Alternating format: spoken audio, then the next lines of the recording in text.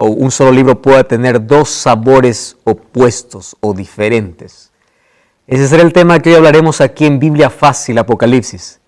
Bienvenido, un grande abrazo para ti que siempre allí nos permites entrar a casa. Gracias allí por recibirnos. Estamos allí en la sala, estamos en el cuarto, no sé dónde estamos, pero ahí estamos en la TV Nuevo Tiempo o a través de internet, de YouTube, de Facebook, por cualquier medio que estés viendo este programa. Gracias por permitirnos acompañarte, por permitirnos allí juntos estudiar la Biblia cada semana. Un grande abrazo para ti. Estoy aquí junto a mis amigos que dejaron sus países por unos días para poder grabar esta temporada y para que juntos podamos comprender esta revelación extraordinaria que Dios tiene para nosotros. Saludos, Dios te bendiga y una vez más, gracias por acompañarnos. El tema de hoy está impresionante. Es por eso que tienes que tomar tu Biblia. Yo estoy aquí con Biblia en mano y vamos a pedir que Dios pueda colocar esta palabra en nuestro corazón y que el Espíritu Santo, como cada semana, como cada día, pueda hablarnos a través de su palabra. Por eso te invito para que juntos podamos orar. Vamos a orar. Querido Dios, gracias por la oportunidad que tenemos de tener una vez más tu palabra en nuestras manos. Y hoy queremos que puedas trasladarla a nuestro corazón, que allí puedas colocar aquellos principios de vida que tú dejaste para nuestro bienestar. Ayúdanos a comprender el tema de hoy, Señor. Tu Santo Espíritu ilumine nuestra mente y hoy podamos fortalecernos en tu palabra y tener la seguridad de que tú estás al control de la historia y tú tienes un pueblo en esta tierra para este tiempo. Acompáñanos hoy, danos tu bendición. En nombre de Jesús. Amén. El tema de hoy es un librito dulce y amargo. Recuerden ustedes que en los capítulos anteriores vimos que habían dos temas que tenían una relación estrecha. Eran los 7 sellos y las 7 trompetas, porque ambos eran interrumpidos. Antes que se toque la séptima, era interrumpido por algún otro evento, por algún otro hecho, acontecimiento o acción que era colocado. En el caso de los 7 sellos, antes de que el séptimo sello pueda desatarse, había una pregunta y decía, ¿quién puede sostenerse en pie? Entonces allí empieza a colocar un interludio o un capítulo para explicar que aquellos que se mantienen en pie son los 144,000. En el caso de las 7 trompetas, después de la 6ª trompeta, vamos a abrir la Biblia, ahí en Apocalipsis capítulo 9, vemos allí en el capítulo 9 que el ángel toca la 5ª trompeta, o el 5º ángel tocó la trompeta, y luego vemos en el versículo 13 que se toca la 6ª trompeta, y la 7ª trompeta lo encontramos en el capítulo 11, versículo 15. Y ahí vemos un interludio una vez más, ¿verdad? Desde la 6ª a la 7ª trompeta, el capítulo 10 y el capítulo 11 en la primera mitad habla de algunos acontecimientos que sucederían antes que se toque la 7ª trompeta. La 7ª trompeta sería la venida de Jesús. Muy bien, entonces en el capítulo 10 encontramos una revelación importante. Vamos a a Apocalipsis capítulo 10, versículo 1 y versículo 2. ¿Está bien? Vamos a leer. Dice allí, vi descender del cielo otro ángel. Solo que aquí le pone una característica importante. No dice simplemente ángel, dice un ángel fuerte. Nosotros tenemos que tener en cuenta cada vez que encontramos alguna expresión, algún adjetivo, alguna característica principal que se da a cierto personaje, lo está distinguiendo de los demás. No es simplemente un ser celestial, sino este es un ángel fuerte. Acompáñenme a ver las características. Miren, número 1, él está envuelto en una nube. ¿Qué más tiene? Un arco iris sobre su cabeza. Su rostro era como el sol, sus pies como columna de fuego. Solo hasta allí. Nos da aquí la referencia de que lo que está viendo Juan es un ángel fuerte. ¿Quién es este ángel fuerte? Las características que presenta Juan nosotros ya lo hemos visto en los capítulos anteriores. ¿Se acuerdan ustedes el capítulo 1 cuando Jesús se mostró a Juan ahí en la isla de Patmos? ¿Cómo que se mostró? Como alguien que tenía el rostro como el sol. Apocalipsis capítulo 1, versículo 16. Alguien que tenía sus pies como columnas de fuego. También Apocalipsis 1, 16. Haciendo mención ¿a quién? A Cristo, ¿verdad?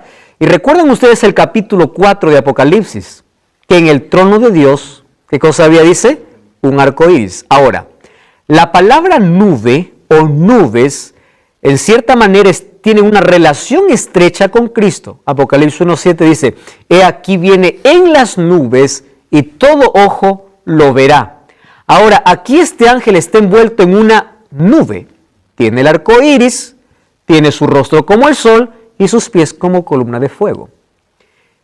Al hacer aquí la referencia del ángel fuerte, nos está diciendo que por las características que presenta, es Cristo, es Jesús. La pregunta es, ¿por qué se dice que es un ángel? ¿No? Un ángel fuerte. Ustedes saben que en Judas versículo 9 dice el arcángel Miguel, hablando como o colocando un título para Jesús como aquel que está liderando las huestes angelicales. Ahora, es impresionante que en Apocalipsis encontramos muchos títulos para Jesús. El león de la tribu de Judá, el cordero, Jesús se presenta como luz, como el esposo, como el novio, etcétera, etcétera. Más de 30 títulos encontramos en Apocalipsis. Uno de esos títulos es un ángel fuerte. Ahora, ¿por qué un ángel fuerte? Porque ahora Jesús viene, ángel, ¿qué significa? Mensajero. Viene trayendo un mensaje específico para el tiempo del fin. Entonces, recuerdan que para las iglesias Jesús tomaba diferentes presentaciones. A uno le decía el que tiene los 7 espíritus, a otro le decía el que tiene las llaves de David, etcétera, etcétera. Ahora, para el pueblo del tiempo del fin, Cristo se presenta como un mensajero. No es que Él sea un ángel o un ser creado, Él es Dios. Pero aquí tiene un mensaje importante que dar. Ahora, no es la primera vez que Jesús se presenta como ángel. Cuando nosotros vamos a Josué capítulo 5, versículo 13 al 15, nosotros vamos a encontrar que Josué estaba listo para una batalla. ¿Recuerdan ustedes aquella escena donde él vio un general, un hombre delante de él? Y él le hace la pregunta y le dice, ¿tú eres de los nuestros o de nuestros enemigos? Y él le dice, no, yo vengo de parte del cielo, soy el príncipe del cielo.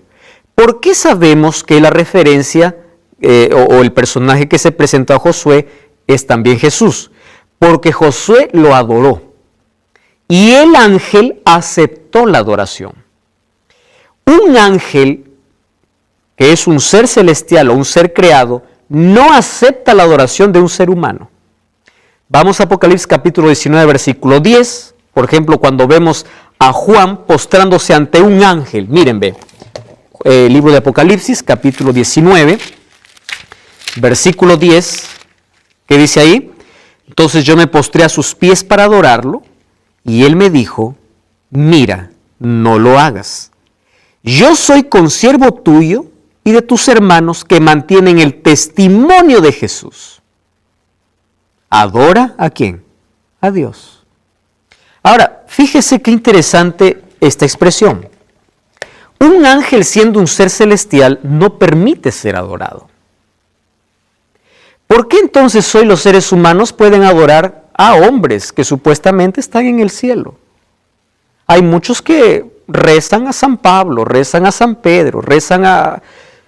Si Pablo supiera que la gente está adorando, pidiéndose, aquí el ángel no le permite ni siquiera inclinarse, porque dice, yo me arrodillé. Ese acto de reverenciar, de arrodillarse, ya es adoración en la Biblia. ¿Correcto? Yo me arrodillé para adorarlo. Entonces dice, no lo hagas. Un ángel no necesita ser o no permite ser adorado. Entonces, el ángel que se presentó a Josué en el Antiguo Testamento, ahora aparece Cristo en la figura de ángel una vez más, porque tiene que dar un mensaje para su pueblo. Ahora fíjense aquí, allí dice que el versículo 2, ¿qué cosa dice? En su mano tenía un librito abierto.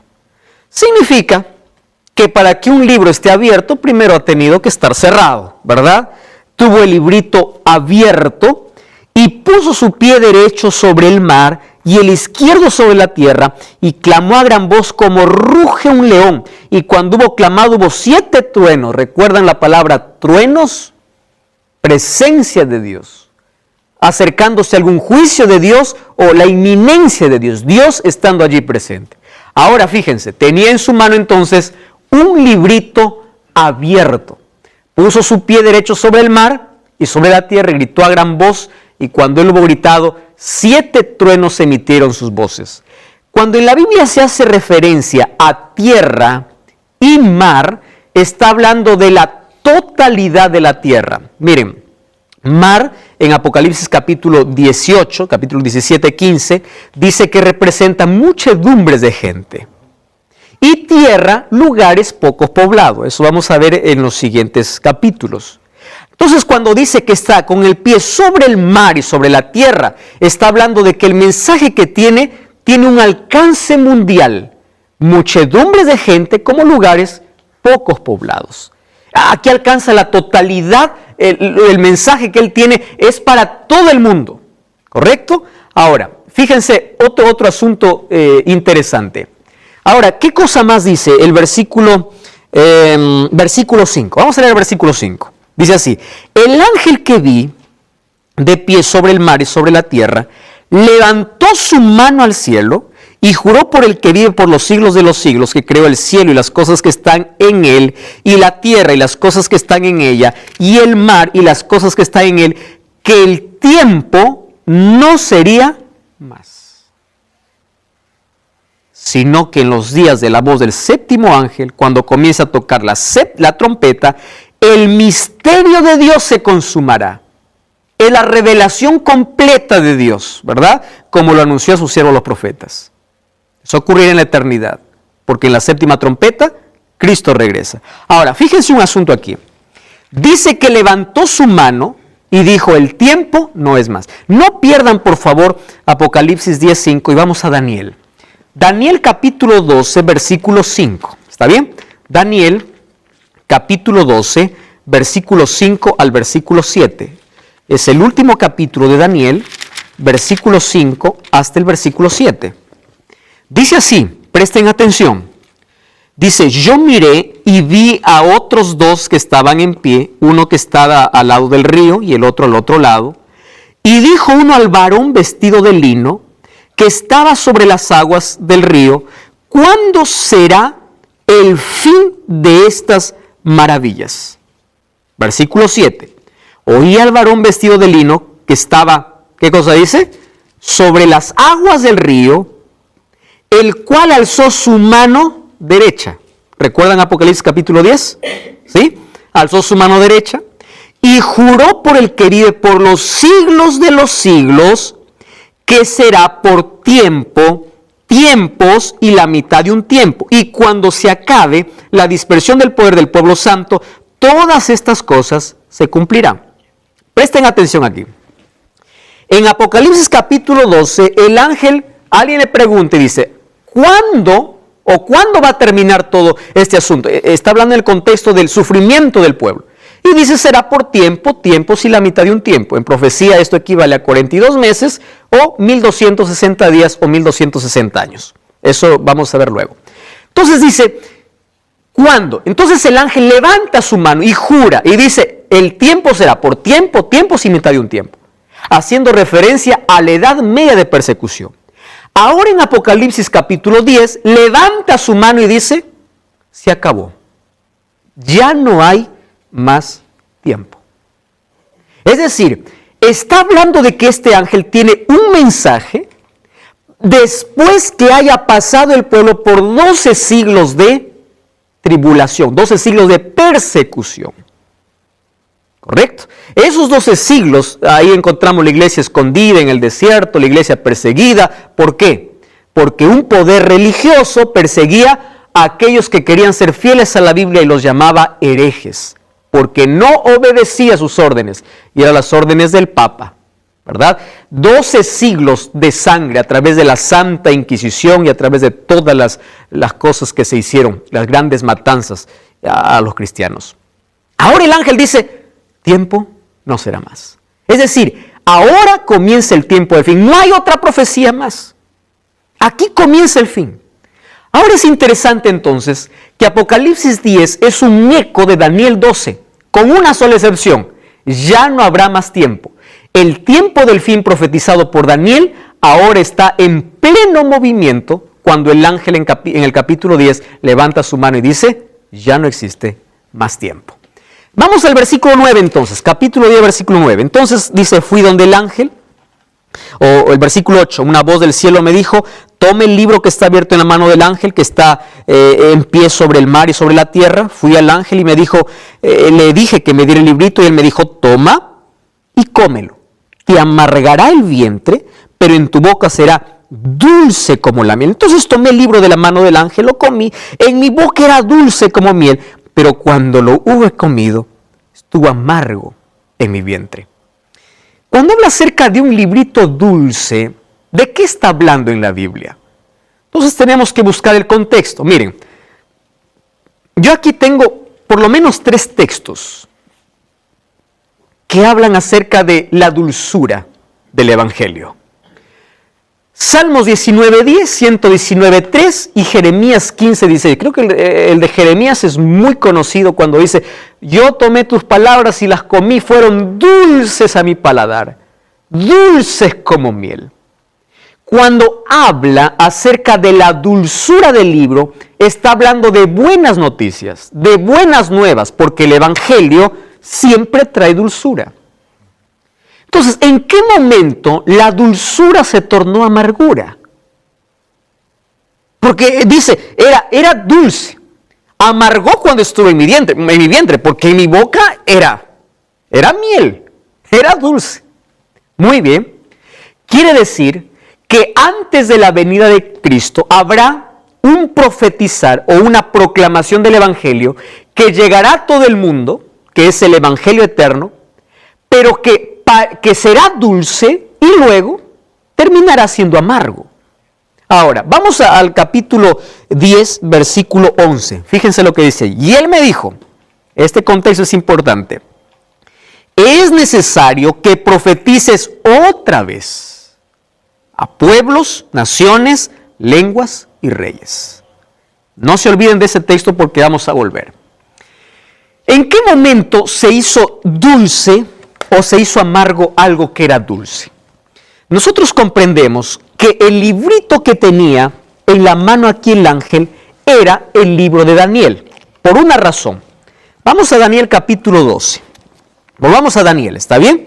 Daniel capítulo 12, vamos a leer el versículo 4. Vamos a ver el texto, Daniel capítulo 12, versículo 4. 12:4. Miren lo que dice allí la Biblia. Pero tú, Daniel, cierra las palabras y sella el libro. ¿Hasta cuándo? Dice. Hasta el tiempo del fin. Cerrar el libro significa que su comprensión sería en el tiempo del fin. Un libro cerrado significa un libro no comprendido. Está cerrado, no se puede comprender. Muchos correrán de aquí para allá. Y la ciencia, cuando habla de ciencia, está hablando también de conocimiento que aumentará. Entonces, el libro cerrado de Daniel 12 ahora se abre en Apocalipsis capítulo 10. ¿Qué cosa es lo que tenía cerrado el libro de Daniel? Daniel tiene muchas profecías. Sin embargo, hay una que Daniel nunca llegó a su comprensión total, a pesar de que el ángel Gabriel explicó. Y es la profecía de Daniel capítulo 8, versículo 14. Cuando dice, y él me dijo, hasta 2300 tardes y mañanas, el santuario será purificado. Esta es una de las profecías más largas en la Biblia. Es una profecía de tiempo, más larga. No existe una profecía más larga que esta. 2300 tardes y mañanas. La referencia tarde y mañana está sacando de Génesis capítulo 1. Tarde y mañana representa a un día. ¿Correcto? Ahora, Ezequiel 4:6 Y Números 14:34 dice que un día equivale a un año. Entonces, tarde y mañana, un día. Génesis capítulo 1. Números 14:34 y Ezequiel 4:6 dice que en profecía un día equivale a un año. Cuando dice 2300 tardes y mañanas, está hablando de un periodo de 2300 años. Que comprobamos en la historia, que fue un tiempo que abarcaba desde el tiempo judío hasta el tiempo del fin. Mas eso no es una interpretación nuestra. Vamos a ver que en el año de 1840 en adelante aparece un hombre bautista, él es bautista, llamado Guillermo Miller, él es un agricultor, dedicó varios años de su vida al estudio de las profecías de Daniel. Y una de las cosas lindas que encontramos en la Biblia es que cuando alguien investiga la Biblia y pide la dirección de Dios, el Espíritu Santo siempre le muestra una verdad. Ahora, él empezó a estudiar la profecía cerrada de Daniel, ¿correcto? Ahora, esa profecía de las 2300 tardes y mañanas, él empezó junto a un grupo de personas a poder ver el cumplimiento de esta profecía. ¿Por qué? Una palabra le preocupó a Guillermo Miller y es la palabra purificado. Para poder entender la palabra purificado, nosotros tenemos que entender el contexto del sistema de sacrificios en el Antiguo Testamento. Entonces, yo aquí les voy a explicar. Éxodo capítulo 25, Dios le dice a Moisés, hazte un santuario. Y a través del santuario, Dios mostraba al pueblo, a través de imágenes, cómo se salva el hombre. ¿Cómo se salvaba el hombre? ¿Cómo eran perdonados sus pecados? A través de la muerte de un cordero. Es decir, el pecado trae muerte, pero hay un cordero que muere en mi lugar, muerte sustitutoria. Eso significa, el ser humano se salvó por la gracia, que era la sangre del cordero, y por fe, porque creía que ese cordero representaba ¿a quién? A Jesús, ¿correcto? Entonces, había dos tipos de sacrificio. El sacrificio continuo era porque era todos los días, y había una vez al año, que era el sacrificio por expiación o purificación del santuario. Este sacrificio era especial. ¿Por qué purificación? Ahora les explico. Voy a hacer de la manera más práctica. Yo soy un pecador, entonces yo traigo mi ofrenda, traigo un cordero, traigo un animal y llego hacia el sacerdote. El sacerdote está allí, el cordero tiene que ser el mejor cordero porque representa a Cristo. Yo coloco allí el cordero en el altar, el sacerdote me da el cuchillo. No es que el sacerdote lo mata, yo lo mato, porque es por mi pecado. Pero antes de clavar el cuchillo allí para degollar al cordero, yo colocaba mi mano sobre la cabeza del cordero y confesaba mi pecado. Presten atención.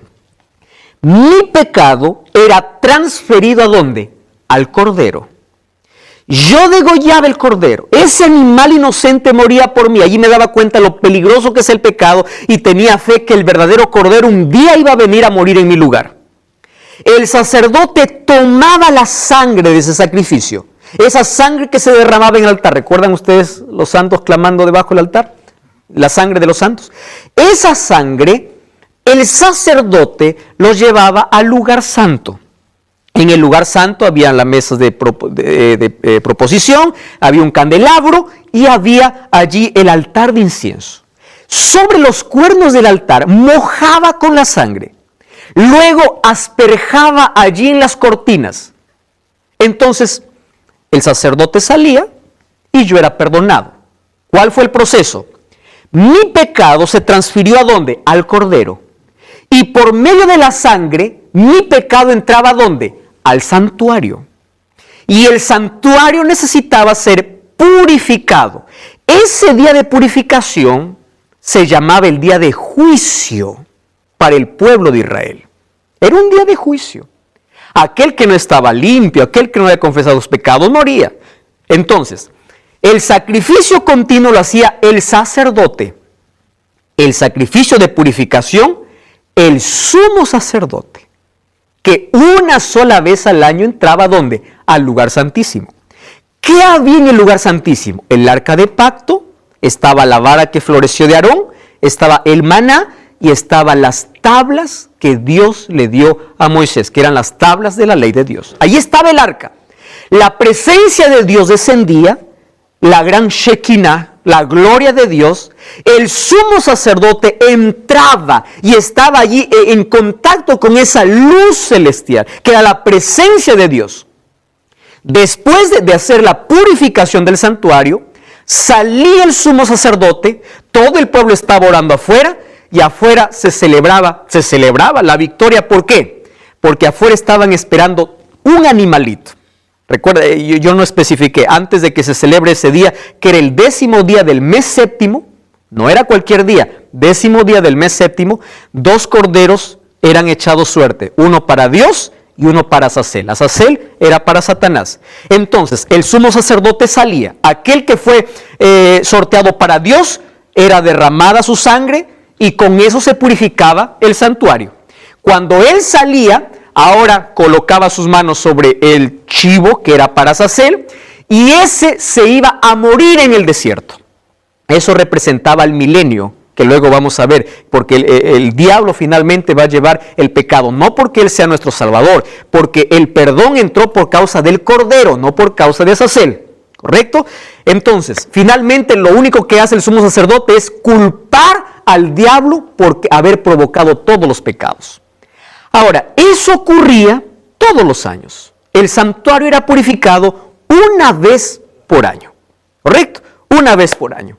Ahora, cuando Guillermo Miller dice 2300 tardes y mañanas el santuario será purificado, él piensa así: santuario en la tierra.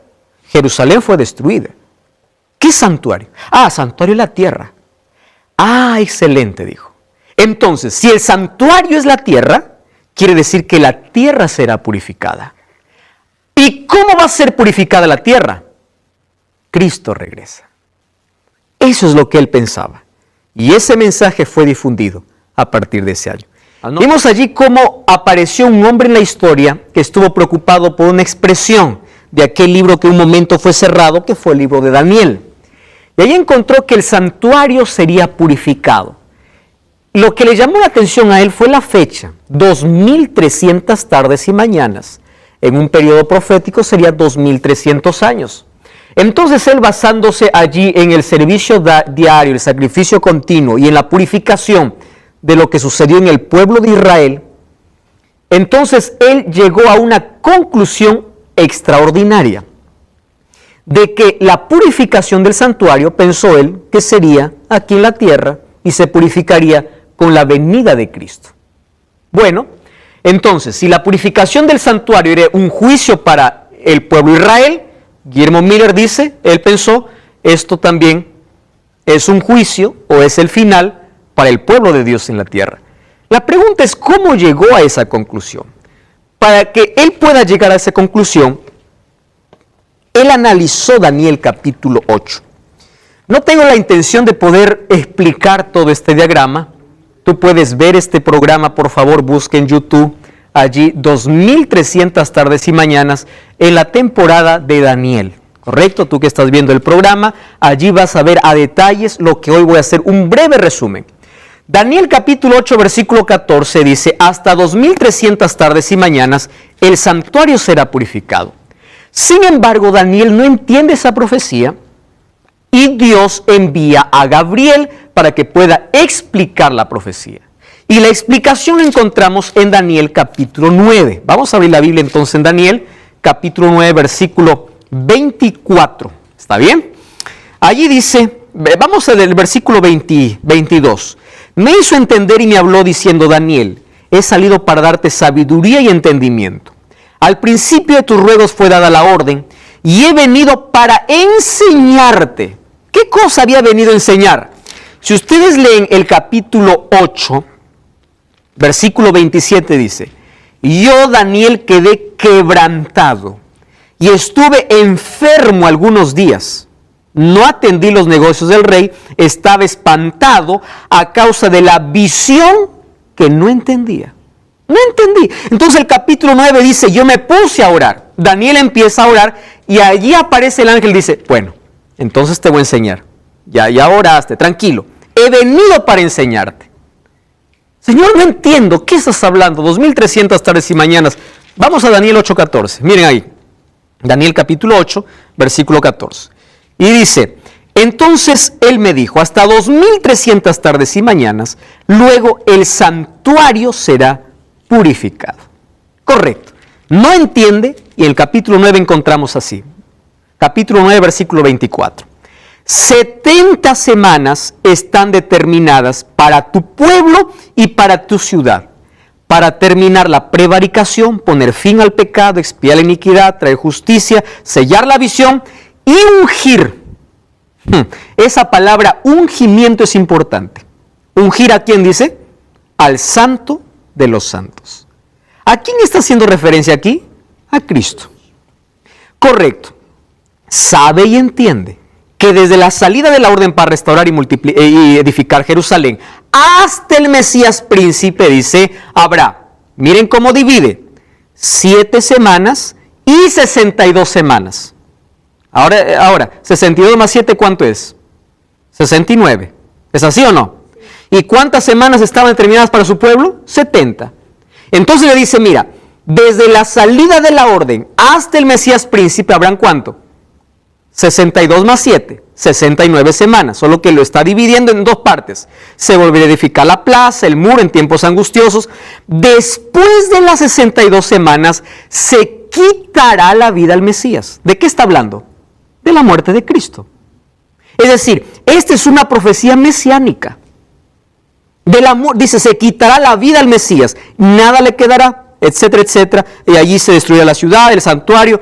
Versículo 27. Por una semana más se confirmará el pacto a muchos, y a la mitad de semana haré cesar el sacrificio y la ofrenda. Esto parece un trabalengua, ¿verdad? Dice, 70 semanas, de las 70 semanas están divididos así. 7 más 62. ¿Cuánto es? 69.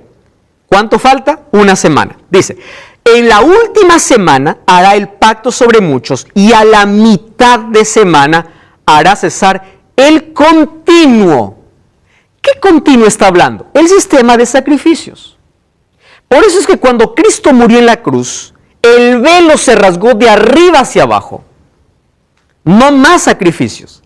Cristo con su sacrificio cesó el continuo. ¿Continuo qué? El sistema de sacrificios que durante todo el antiguo Israel venía celebrando, que era la sombra de la venida de Cristo. Es claro aquí 3 asuntos. Número 1, ungir al Santo de los Santos. A la mitad de semana haré cesar el continuo sacrificio, que es la muerte de Cristo, y dice, se quitará la vida ¿a quién? Al Mesías. ¿Correcto? ¿De qué está hablando? Del ministerio de Jesús. No hay vuelta aquí para dar. Ahora, entonces dice, de las 2300 tardes y mañanas, 70 son para tu pueblo. El resto deja para el tiempo del fin. 70 son para tu pueblo. Ahora, 70 semanas multiplicando por 7 días que tiene cada semana, serían 490 años. Cuando nosotros, ¿cómo nosotros aplicamos los años? Día por año según Ezequiel 4.6 y número 4.34, ¿correcto? 70 semanas o 490 años estaba cortado. Cuando dice determinado, la palabra hebrea es cortar. De los 2300, 490 están cortados para tu pueblo. Ahora fíjense, entonces 70 semanas estaría para el pueblo judío. La pregunta es, ¿cómo sé cuándo inicia? Entonces allí me da la aclaración y dice así, se entiende pues la orden y entiende la visión. Ahora, miren lo que dice el versículo 25, sabe pues y entiende. Desde la salida de la orden para restaurar y edificar a Jerusalén, habrán 62 y 7. Es decir, el punto de inicio de estos 490 años, que sería el mismo inicio de los 2300 años, sería ¿cuándo? Cuando se da la orden para reedificar Jerusalén. Jerusalén fue mandado a reedificar en 3 ocasiones. Primero fue por Ciro. Luego, en Esdras 7:7 nos dice que Artajerjes finalmente da la orden para poder reedificar esos muros. ¿Por qué se toma el año 457, el otoño del 457?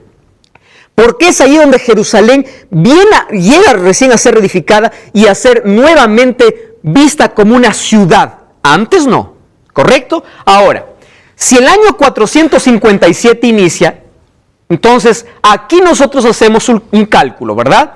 Del año 457 dice, los 70 semanas están divididas ¿en cuánto? En 7 más 62. 62 más 7 serían 69 semanas. ¿Por qué lo divide en dos? Porque a los 49 años o 7 semanas se termina de reedificar el muro de Jerusalén, en el año 408. Ahora, esas 62 semanas servirían para ungir al Santo de los Santos. ¿Cuándo se unge el Santo de los Santos? En el bautismo de Cristo. Ese ungimiento era el inicio de su ministerio, que ocurrió en el año 27. Ahora, del año 27, desde el ungimiento, había una semana más. Y dice, a la mitad de semana haré cesar el continuo. 27 más 7 serían 34. Entonces, ¿qué significa eso? ¿Cuál sería la mitad de 27 al 34? 3 años y medio, sería el año 31 después de Cristo. Jesús muere de acuerdo a la profecía, en la hora exacta, en el día exacto, cuando el cordero tenía que ser sacrificado. Y según la profecía de Daniel, justo a la mitad de semana, es decir, en el año 31, porque en el año 27 se bautizó, y en el año 34, con la muerte de Esteban, el pueblo judío dejó de ser el pueblo privilegiado por Dios y la salvación pasó para todos los gentiles y levantó a un hombre llamado Pablo, el apóstol de los gentiles. De las 2300 tardes y mañanas, 70 son para tu pueblo. Dentro de esas 70 semanas está,